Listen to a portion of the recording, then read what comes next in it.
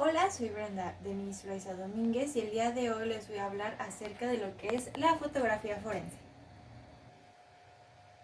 Bueno, como primer punto vamos a tocar lo que es la fotografía forense. El origen de los antecedentes históricos de la fotografía principalmente, ya que sin ella no tendríamos esta ciencia auxiliar de la criminalística. El origen de la fotografía surge por la necesidad que tiene el ser humano de mantener fijos momentos, recuerdos u ocasiones exactas.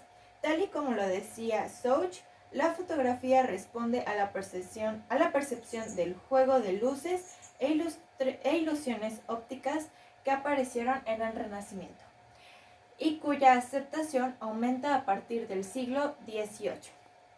Con esto entendemos que la fotografía, pues como ya lo había mencionado anteriormente, surge por la necesidad de mantener fijos momentos, recuerdos e imágenes. Anteriormente se consideraba que la fotografía era el efecto de luces, que lo vamos a ver en la siguiente diapositiva. Como bien lo vemos en su etimología, que viene del griego foto, que significa luz, y grafien, que significa escribir, ilustrar o dibujar. Entonces, por ende, entendemos que es escribir, dibujar o grabar con luz. Con el primer antecedente histórico que vemos de la fotografía lo encontramos con Aristóteles, quien principalmente su principal aportación a la fotografía fue la cámara estenopeica, la cual consistía en una caja oscura por donde entraba un orificio de luz que hacía que la imagen se viera al revés. Esto fue gracias a la teoría de Platón, que era la caverna. La vemos en la siguiente diapositiva, por favor. Con lo de la caverna, la cual consistía en que era una superficie demasiado grande por donde nada más entraba un poco de luz y la pared servía para reflejar las imágenes que se quería que las personas que estaban dentro de la misma creyeran que estaba pasando afuera de la caverna. Entonces, Aristóteles toma esto como su principal referencia para crear la cámara estenopeica. Más adelante, con Roger Bacon, vemos que él crea la linterna mágica. ¿Para qué servía esta linterna mágica? Esto fue en el siglo XIII y él dice que la linterna era para proyectar las imágenes dentro de una superficie plana. Más adelante, bajo el principio de microscopía, él logra crear los diferentes tipos de lentes, dando origen a los lentes que actualmente se ocupa para la cámara, los cuales pueden hacer zoom, alejar, ver más clara alguna imagen o verlo más disperso. Más adelante, en 1450 al 1519, con Leonardo da Vinci, vemos que él empieza a recabar toda esta información que tenía respecto a las cámaras, a su funcionamiento, cómo esto ha ido evolucionando a lo largo de la historia. Y él decide, bajo la idea de Purcell en el texto, bajo su texto que él expuso, demostrar cómo todos los objetos colocados en una posición están en todos lados y todo está en cada parte. Donde él expone que si enfrente de un edificio o cualquier espacio abierto iluminado por un sol tiene una abertura frente a la misma, y si en la fachada no está enfrente de sí, y en la fachada no está frente al sol, se hace una abertura redonda y pequeña.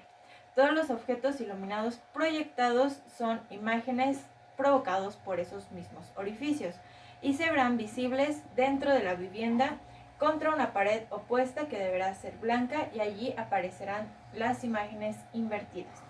Bajo este principio, lo que hace Leonardo da Vinci es poner múltiples espejos para que la imagen rebote y que se encuentre en todos lados y en todas partes, como lo había expuesto Bursell en su anterior publicación. Ahora sí, la siguiente fotografía. Fue hasta que el físico Giovanni Battista della Porta empieza él a crear con los diferentes espejos, con las diferentes lupas que él estaba creando y que él estaba perfeccionando, a descubrir que cuando ponías un lente de tamaño angular, la imagen se veía más pequeña pero nítida, mientras que cuando un lente convexo, la imagen se veía muchísimo más grande y un poco más borrosa, creando así posteriormente lo que actualmente conocemos como objetivos de la cámara. Y eso fue gracias a sus diferentes experimentaciones que tuvo con todos estos tipos de lupas para poder observar cómo la imagen cambiaba, cómo se hacía más chiquita, cómo se veía normalmente y como resultado los objetivos de la cámara. Posteriormente fue con John Kepler que empezó a desarrollar el diseño de unas cámaras portátiles,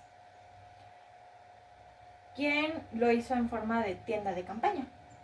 Posteriormente, hasta el siglo XIX, encontramos lo que son los fijadores.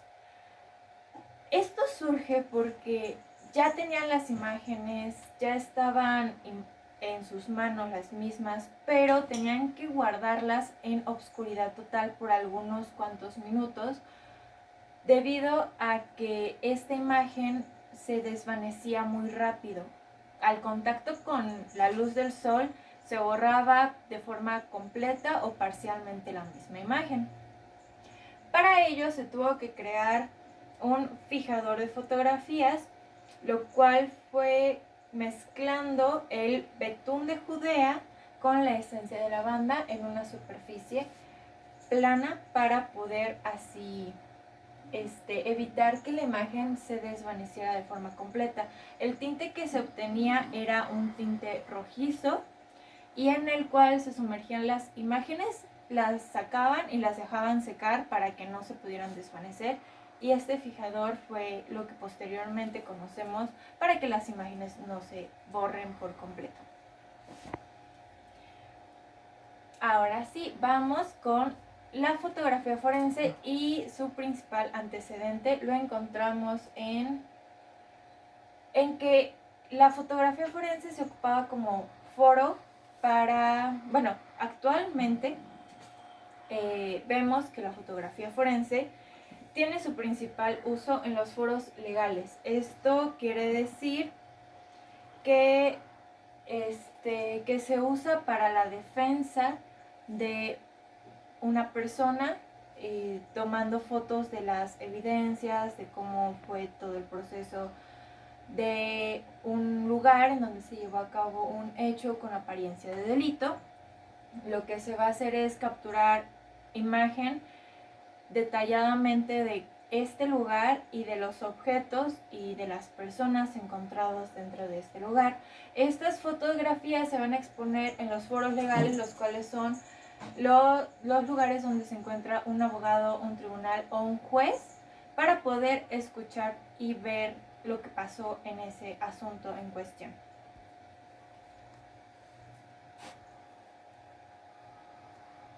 Bueno, aquí tenemos que debemos entender que la fotografía forense es la principal rama en el proceso de investigación en los hechos con apariencia de delito.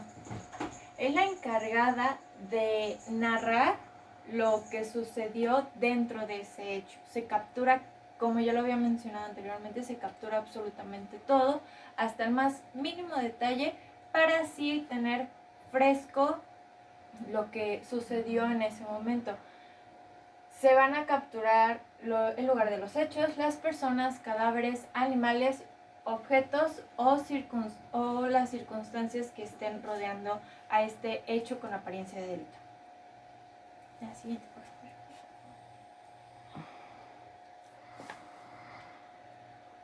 Actualmente, Castell nos marca 3 características principales para un proceso de investigación y para que este proceso sea llevado a cabo de una forma eficiente, las cuales tienen que ser aprender a trabajar en la red, la economía, la segunda que se basa en la economía para el acceso a la información, y la última, el desarrollo de las tecnologías nuevas aplicadas a la fotografía forense. Entonces podemos decir de todo esto que la fotografía forense es un conjunto de conocimientos técnicos que permiten utilizar nos permiten utilizar los procedimientos adecuados para fijar imágenes de forma permanente, y estos pueden darnos indicios de forma material o personas para poder resolver este hecho con apariencia de delito. Todo capturado escena por un criminalista con especialidad en fotografía forense. Ahora, ¿por qué es tan importante la fotografía forense como ciencia de la criminalista? Porque, como bien sabemos, la fotografía es un documento nítido. Es muy difícil poder manipular una fotografía porque, aunque actualmente tenemos estas aplicaciones que pueden modificar todo tipo de fotos, sigue siendo de confianza y de suma importancia que este criminalista sepa cómo tomar la fotografía y cómo conservarla de forma que sea inmutable e imparcial. De igual forma, tiene un valor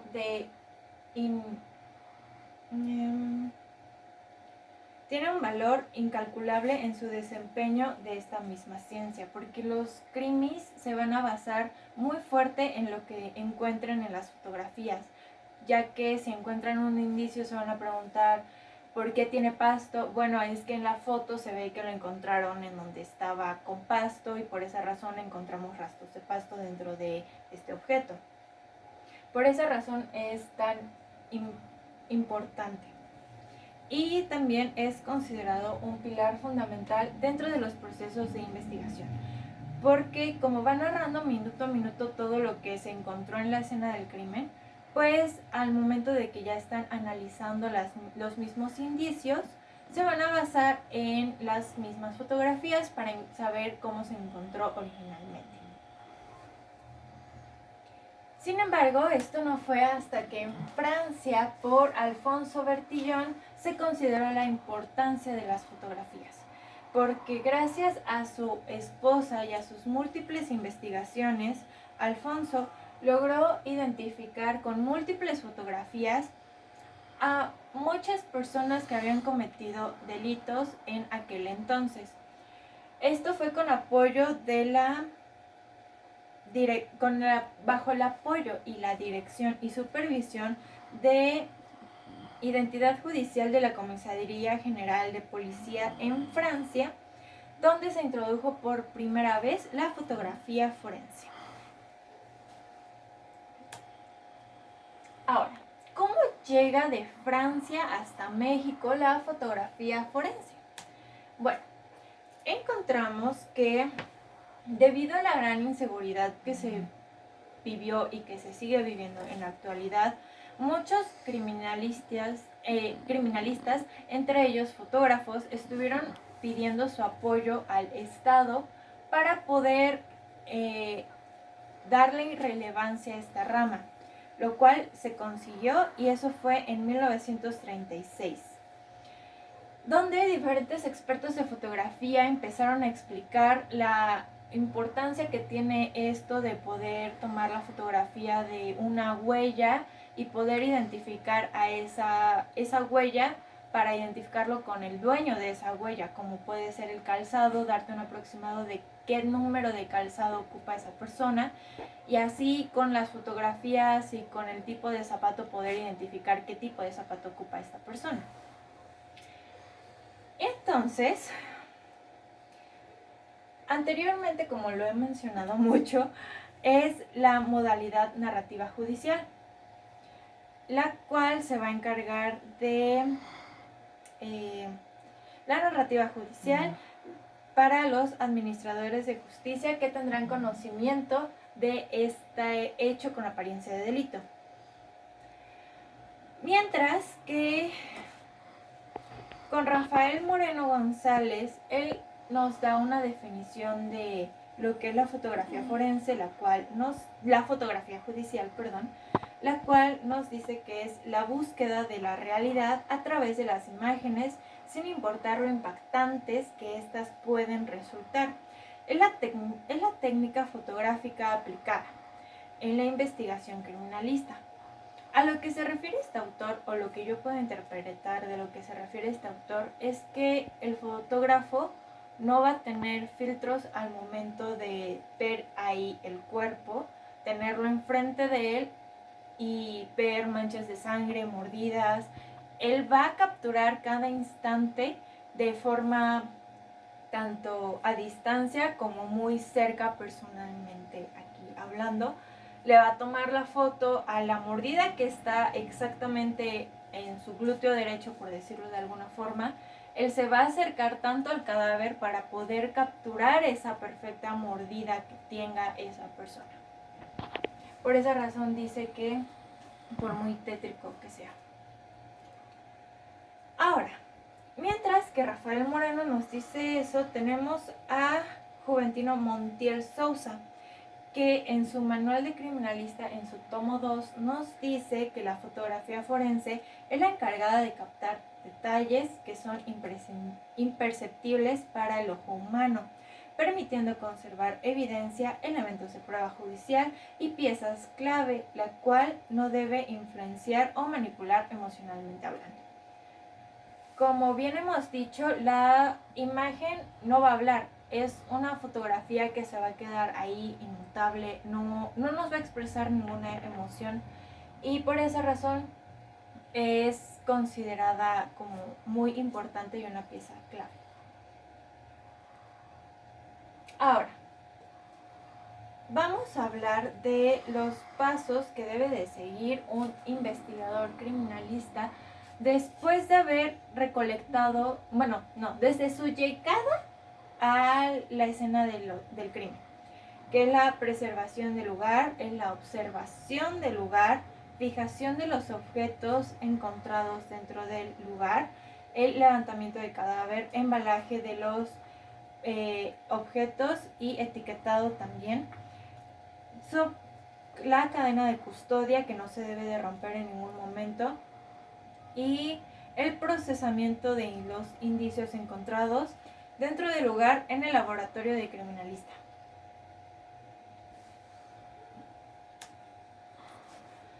Una vez realizados todos estos procedimientos, se va a proceder a catalogar cada uno de los indicios, los cuales tienen que estar respaldados por su respectiva foto. Los panoramas que va a ocupar el fotógrafo criminalística van a ser exactamente 4. El primero, que es el panorama general, en el cual se va a destacar de todos los ángulos que se encuentra el lugar para poder tener una visión más amplia de donde fueron los hechos con apariencia de delito. La siguiente. Luego tenemos el plano medio, el cual va a ser para captar con detalle las cosas, objetos, personas encontrados dentro de ahí. Para ello se recomienda un lente angular o uno normal para poder captar este tipo de imágenes. Luego tenemos el acercamiento, que es, como yo lo había mencionado anteriormente, es poder capturar las imágenes con mayor detalle y con una muy buena resolución. Esto va a ser con ayuda de un testigo métrico. ¿Qué es el testigo métrico? Bueno, pues es esta reglita que nos va a servir para saber cuánto mide exactamente el objeto y principalmente para que cuando se tome la foto se eviten los movimientos de las manos, que si le temblan las manos o que cuando se esté viendo el objeto que quieran verlo de forma detallada no se mueva el objeto desde un principio y se mantenga en su misma posición. Al igual que saber en dónde exactamente fue encontrado y cuánto medía aproximadamente. Luego tenemos el gran acercamiento, que es el abarcar todos los pequeños detalles e indicios que tal vez sean insignificativos para el ojo humano, pero son de suma importancia para un criminalista. Porque estos van a decirnos un poco más de lo que fue el lugar de los hechos. Y esto ha sido todo. Muchas gracias. Espero que les haya gustado.